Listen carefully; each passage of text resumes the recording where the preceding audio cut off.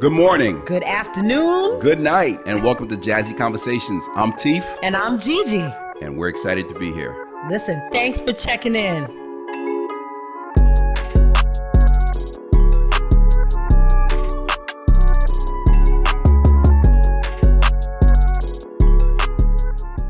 Welcome to Jazzy Conversations. I'm Teef. And I'm Gigi. And G, we're back for episode 28. We are back. Give me back some again. of that. Back. It feels like we hardly left, T. Exactly. We're back. Hey, listen, we apologize. But when we get booked, we got to take them, right? That's right. You got Fits to roll into with the it. schedule. Fits into the schedule. Got to roll with it.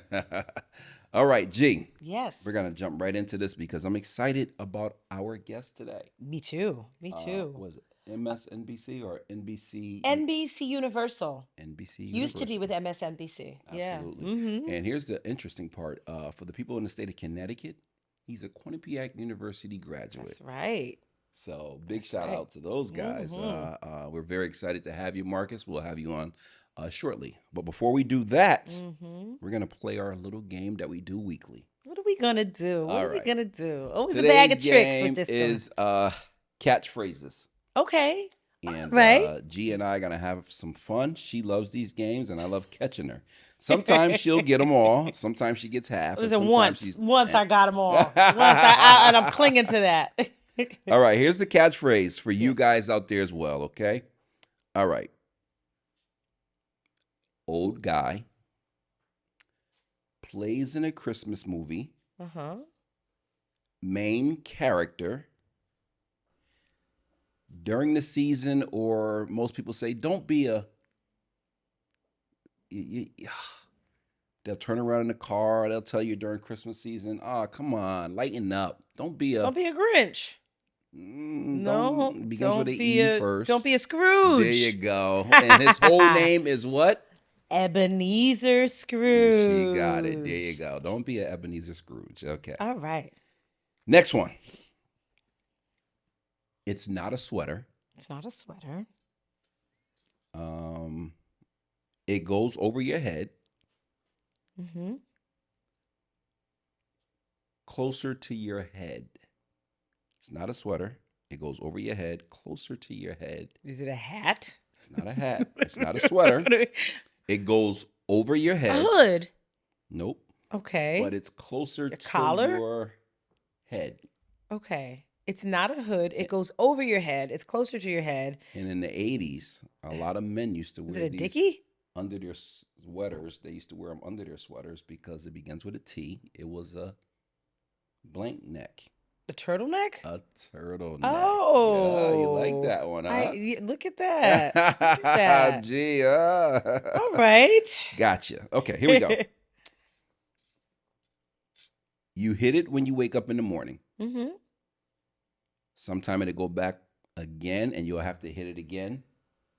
The snooze button? There you go. You can hit it a couple of times if you're waking up in my bed, in my skin. Mm-hmm. You got to give me some riddles one day, Tifa. I'm good with riddles. Riddles? I am. All right, we're going to do the riddles. Right. We're going to do, okay, remember she said that. So the next show, we're going to do some riddles. Okay. They are rubber shoes. They're the new trend. Everyone wears Crocs. Them. There you go. Everyone knows I about got the me Crocs. a pair. All right, all right. I was a dead set against it because I like, y'all can't see, but I like shoes. She likes shoes. Yes, she does. Yes. I like shoes. Yes. I like shoes, but I was dead set against Crocs because they're hideous. You go around the board with these small trophy pieces. It's a real estate game. Monopoly. That was easy for you guys as well? Yeah, I know. All right, here we go.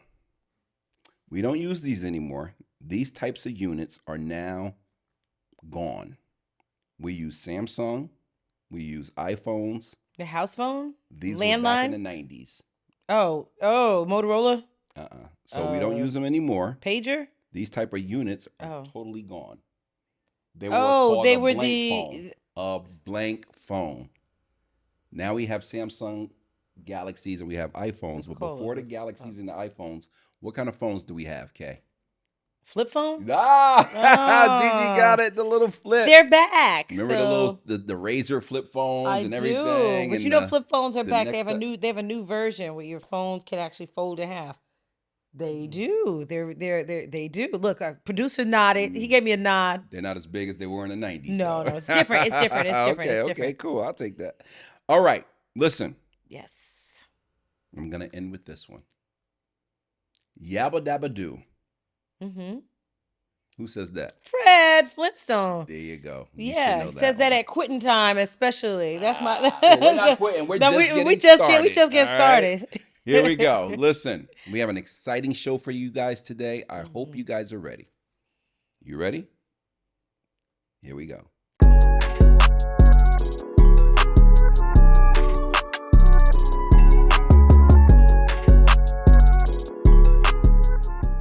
Welcome to Jazzy Conversations. I'm Teef. And I'm Gigi. And G, let's have some fun. Ladies and gentlemen, look who we have on the screen.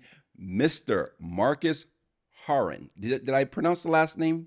Marcus Harun. Close. Harun. I nice apologize. to meet you. My partner over here is so excited to have you on the screen. We did some research. We know that you were referred to us, and we're so excited to have you. Yeah. Are you excited to be here? Excited to be here. All right. Great. All right. We're going to go through the process. Yes. And we want to find out a little about you. We want you to tell the world about yourself. And we're going to go back to the beginning. Did you get a chance to see some of the episodes on the podcast? Yeah, I took a look. You had some big guests on here, so I'm excited to be among them now. Yeah, well, you're a big guest yourself. Yes. Let's go back to the beginning, because in the state of Connecticut, and we're going to go back before that, we do know that you're a Quinnipiac University grad. Quinnipiac University. So that's really big. So Marcus, where are you originally from? So from Hamden. So grew up in Hamden, went to Hamden High, and then I ended up going to Quinnipiac. So didn't go far for school, but Quinnipiac had a fantastic broadcast program, and that's what I wanted to do. All right. So you already did you know going into QU that broadcasting is what you wanted to do? Yeah, since I was little, I knew I wanted to be in journalism. Yeah. I started doing news in a studio that I built in my parents' basement when I was 14. Oh, wow. So I was kind of just waiting for the chance to go to Quinnipiac to be able to work in a real studio and learn from the pros. And so it was really cool to kind of go from working on it on my own to being in a setting where it's all set up for you. That is remarkable. At 14 years old, this was a passion of yours.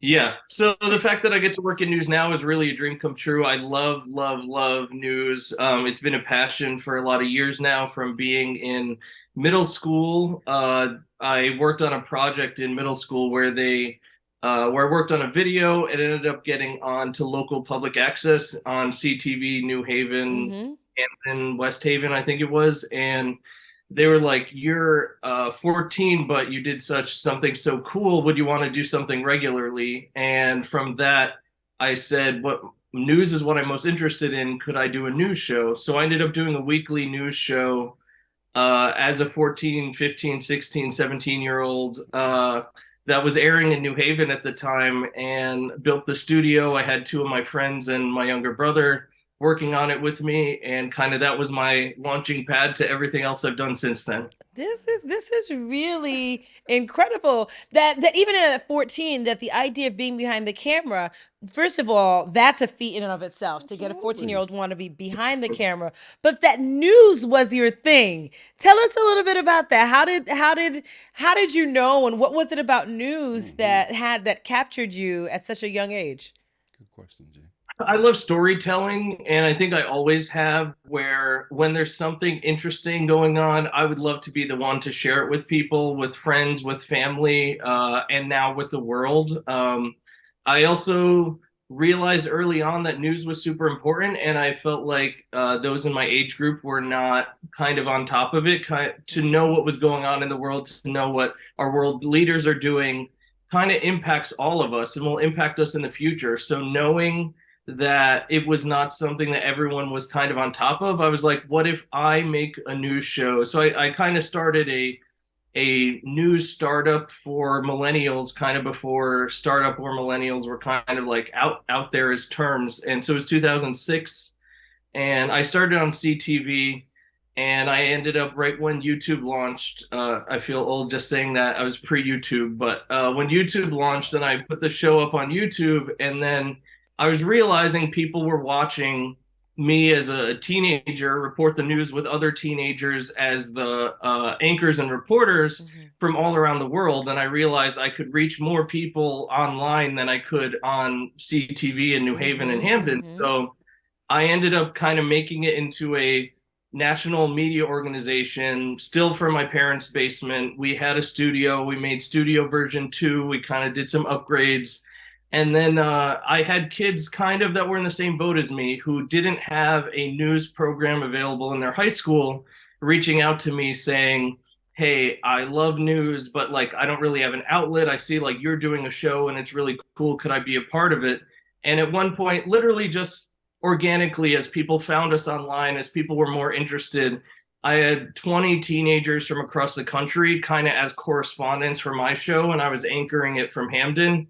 And it was kind of mind blowing that we were getting like thousands of views per day on a newscast that was produced by teenagers for teenagers. And it was kind of my introduction to hopefully getting what's going on in the world out to young people to get them to care about it. And I loved it. Impressive. I want you to finish picking up. I'm going to dive in here real quick. This is going to be a funny, quick interlude right here.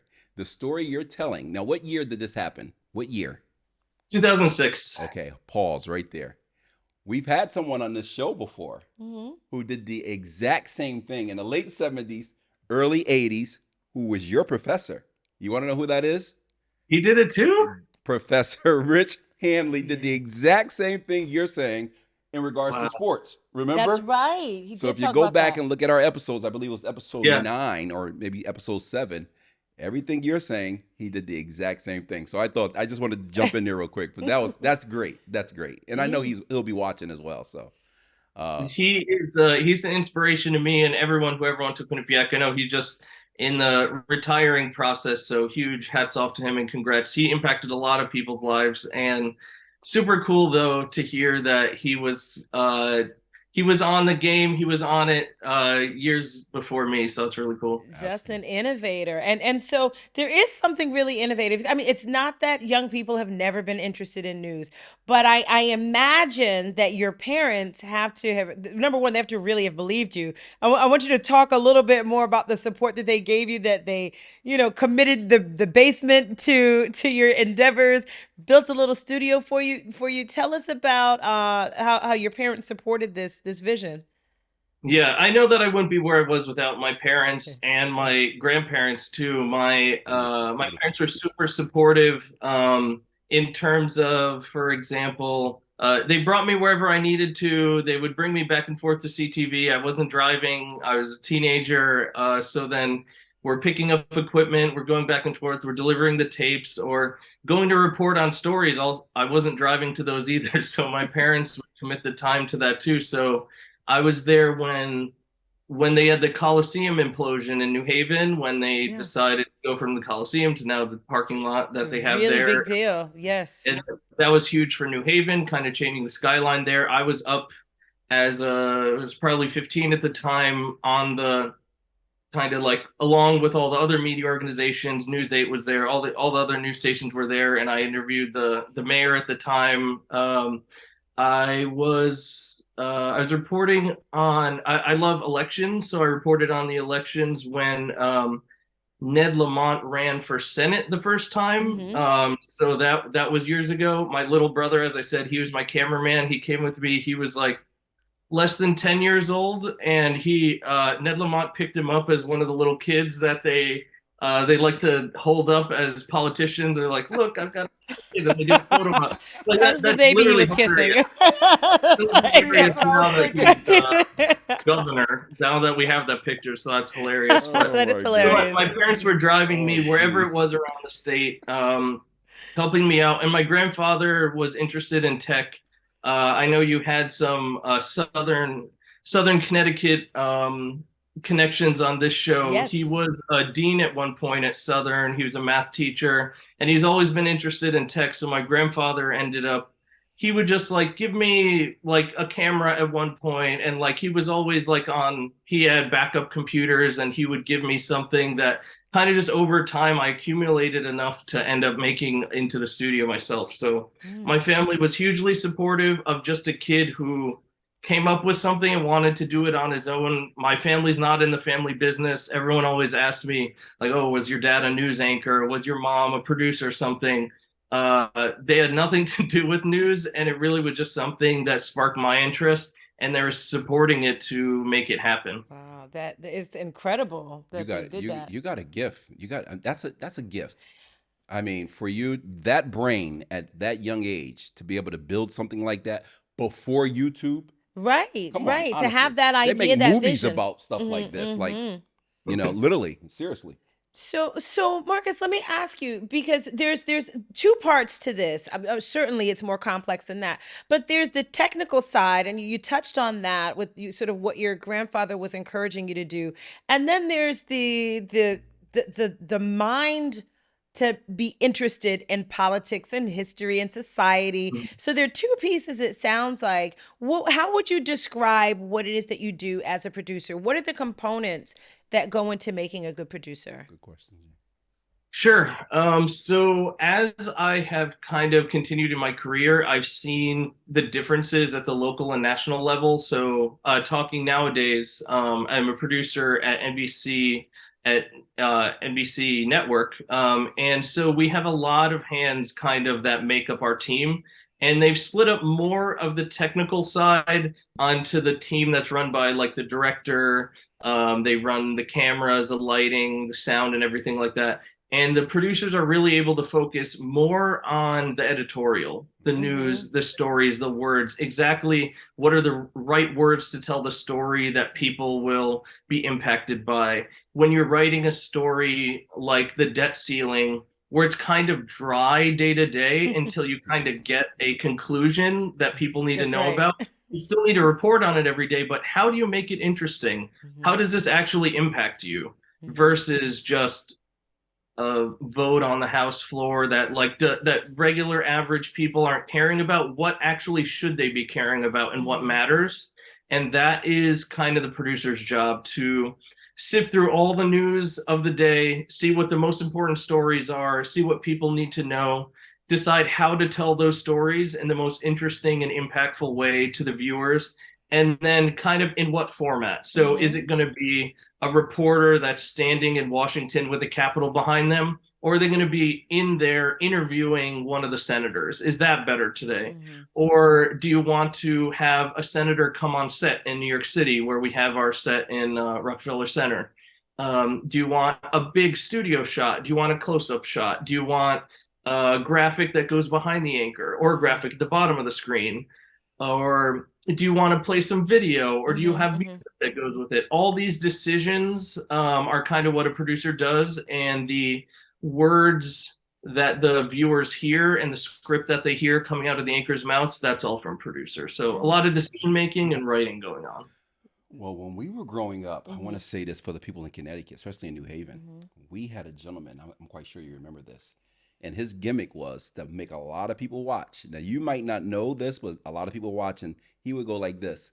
My name is Mike Boguslawski, and I'm in your Your corner. corner. Remember that, I G? do. You just So brought me even back. as a kid, that little gimmick, that little catch, was possibly Yeah. from the producers, had kids like G and I and many other And I people can watching. remember Mike Bogusowski. Exactly. We will wait for that one little catch at the Mm-hmm. end, and people will tune Yeah. in just to watch that. So I'm Yeah. listening to you, and I'm like, wow. So that producer was absolutely amazing. So It's very influential role that you have. And when you think about whether or not people continue to watch, it's largely based on the decisions that you make and how you present the news. So how do you wrestle with that level of influence? And have you always been mindful of like how powerful it is, the decisions that you're making? It is a big responsibility, and working as a journalist has always kind of been my North Star for a lot of years, as you heard now, that when I wanted to get into this, I met kids who were studying and majoring in journalism, where being on TV or just kind of like the lights and cameras of TV was kind of what they're interested in. Well, for me, I've always really cared about the news and cared about getting people's stories and information and telling stories that you don't always hear in other places, where that's a kind of very special responsibility that I take super seriously. And I felt it since day one. Reporting non-biasly is kind of up my alley. I know people go in different directions in news and opinion TV as well. And where I remember when I was like a local newspaper was interviewing me when they were like, how is this kid doing news when I was like 15 years old? Yeah. And they're asking me about my political opinions. And I was like, journalists, we can't tell our political opinions. We're non-biased. And I was literally a kid taking it extremely seriously since then. So making sure that people get the information they need, working through, for example, the COVID pandemic was probably the biggest story that I ever got to report on, and it impacted the most people. Working at national news at that time, more people watched the news than at any point in my lifetime. We had higher ratings than ever before because people were stuck at home, but also the information that was on the news was super vital. I always want the news to be vital to people's lives, but there was never as vital news as when the pandemic was happening. So, working at the news, being able to tell people literally the latest information from Dr. Fauci, what's going on, like where are the lockdowns and what's shutting down. It was a scary time to be a person and to work in news, but it was a super important time to work in news. And I felt like I really, really felt it when that happened. Wow. So, is that right? Marcus, you talked about the non-biased opinion that should go into reporting. Like, we don't share that, right? So I wonder if from your perspective, do you see the pendulum swinging back? Because right now we have it that it is extremely biased. I mean, you watch news to get a confirmation of what you're already thinking. Do you see it swinging back to what you're describing from when you were 15 years old, where I don't offer my opinion, I'm just reporting the facts, right? What do you see? Yeah, I think that there is always some hunger for that, some hunger from people out in the world that want to just know what's going on, especially whether or not they have a general opinion of the news that just like, oh, everybody's biased, which understandably, you watch something on YouTube, you watch something on Fox News, you watch something here and there, and then you get overwhelmed that like, okay, everybody's being biased. This is not the place for me. How am I going to actually know what's going on, as opposed to a skewed view? But in reality, there are a lot of good journalists out there. I work with tons of them every single day. So in my building, in Rockefeller Center, we've got people like Lester Holt for NBC Nightly News. We've also got people like Rachel Maddow, MSNBC. So we've got opinion, we've got news in the building. So where I work now is NBC News Now, the streaming network for NBC, where we do 24 hours of hard news. So 24 hours, no opinion, just hard news, as opposed to MSNBC, which has some what they call analysis programming and hard news in the daytime, but then at night they do the analysis and the opinion. The fact that NBC News Now has kind of been thriving and has been adding shows every few months, where you see a lot of media industry is doing cutbacks, is doing layoffs, while NBC News Now is able to grow. Their focus on providing live and free and non-biased news, as opposed to every other thing they could have decided. They could have said, let's launch a opinion news network. They could have said, let's do vloggers on there talking about their opinions about the news. But they said, let's take our bread and butter, like Lester Holt, straight news style news, and let's do it all throughout the day. And people could watch anywhere. They could watch on YouTube or on their mobile device or anything, and it's all free. So that hard news, there is something out there that people are looking for. And I love that, because that's like all me. And that's what I love to do. That's my passion. And then to see that people want to see it, to see so many people tuning in every day on a free platform like watching on YouTube, where you could be watching any comedy video, anything that's out there, and they're choosing to watch hard news. That gives me hope about the future where news is going. That is wonderful. That was a beautiful question, G, because I was going to come up with that exact same question. Great minds. Marcus, this has been an amazing interview. We're so excited to have you. Usually with certain guests we bring on, my partner, I know when she gets very excited. And so when I told her you were coming on and your background, she got extremely excited. I did. You She know, really I did. still have more questions. Yeah, and we're gonna keep going on. We got a few more questions for you. G. Yeah. Go, keep going. So one question that I want to ask, particularly since you took on to this at such an early age, what are your advice, or how can maybe even educators or parents involve their children in the news and be engaged in what's happening?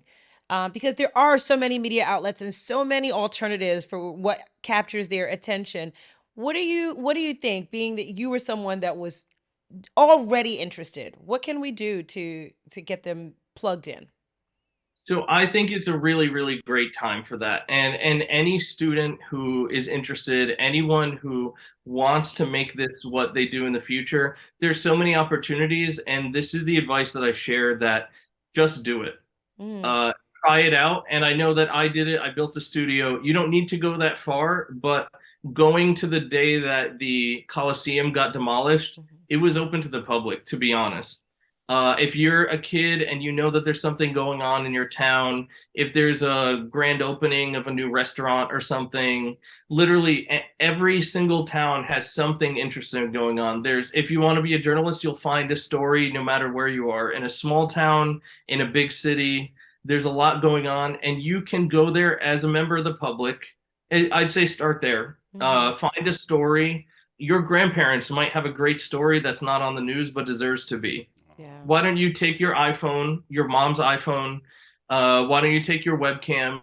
You can set it up, you could record it. There's free apps to edit, and then the publishing is easier than it's ever been. Yeah. I was trying to do live streams using like some crazy software that was like used for like security cameras back in 2006, because like there wasn't the streaming like it is now. There's no platform you could go live and do an interview, go live at the scene of the news. Now it's everywhere. You could Mhm. do Facebook, you could do TikTok, you could do Snapchat, you could do YouTube. So just find your platform. They're free. You could sign up. And just, I would really say tell a story. Find a story, post it. Find Mhm. another story, post it. You can learn about editing on YouTube. You can Mhm. learn about posting on YouTube. Yeah. Share your stuff on a Twitter page. Share your stuff on a Facebook page, or just run a TikTok. I know kids nowadays might not be into Facebook or Twitter. Just start a TikTok page and just post 30-second video, a minute video, tell a story. TikTok is actually great for storytelling. Mhm. And these things can get viewed by anyone, and they can get picked up. If you tell a good story, people will see it. It might take some time. So you Mhm. do have to have that in. You have to put in the time, right? Do another story, do another story. At some point, you'll get one that gets picked up. You might get followers. So then your future stories, people can be watching it. So tell stories, whether or not you have the job title.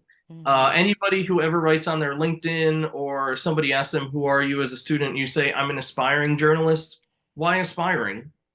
Mm. Journalist isn't a title you need to earn with a degree. It's not something you need to earn by getting a job title. You can be a student journalist anytime. You can tell a story anytime. You could post it anytime. And I actually got a ton of opportunities just by trying things out, just by going, Yeah. just by doing, just by posting. And another thing is, at the time, um, I got on CNN when I was in high school about a dozen times because I did reports and I just sent it to them.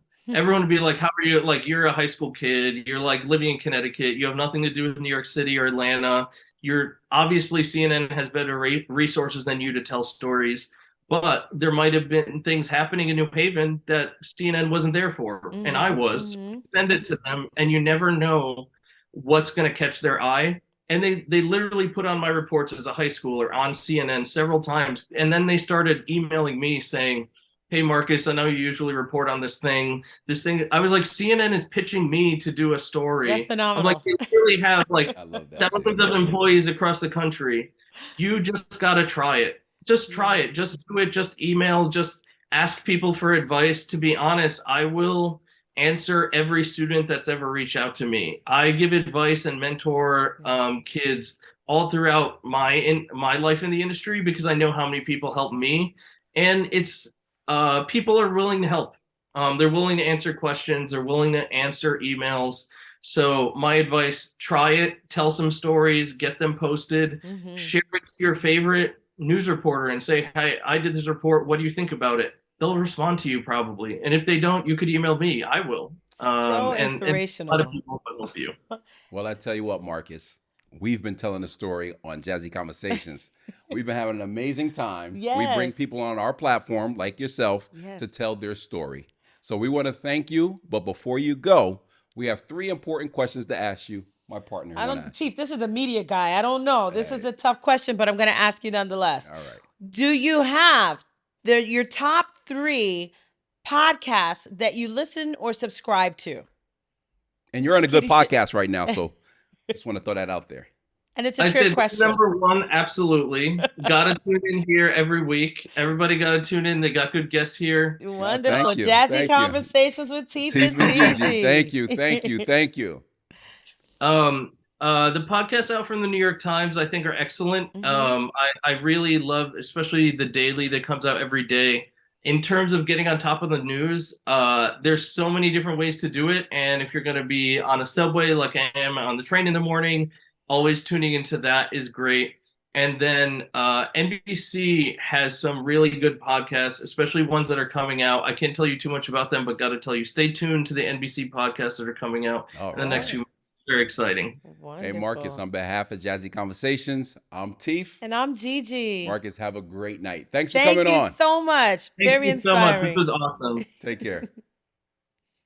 Oh, gee, I knew you were going to get excited. I love the story of having an inspiration and an idea at a young age. And listen, those of us who are parents, your kids come up with an idea every other week, something that they want to do. But to see somebody that really had a passion for something that is not common and stick with it to the place that he sees this as his bread and butter, his career, and he's inspiring other people. And wonderful guest. He didn't even know, but the story he was telling about his life, that was Mirrors, Professor Hanley. Rich Hanley. Yeah. And that Rich is actually the one who said, I would love for you guys to have him on the podcast. Yeah, so, look at that. Amazing. I love it. For you guys next week. Now, please don't talk about us. We'll be wearing the same clothes next week. So we're doing 2 tapings in one day, right, G? That's it. That's right. So listen, on behalf of Jazzy Conversations, I'm Teef. And I'm Gigi. Have a great night. Take care.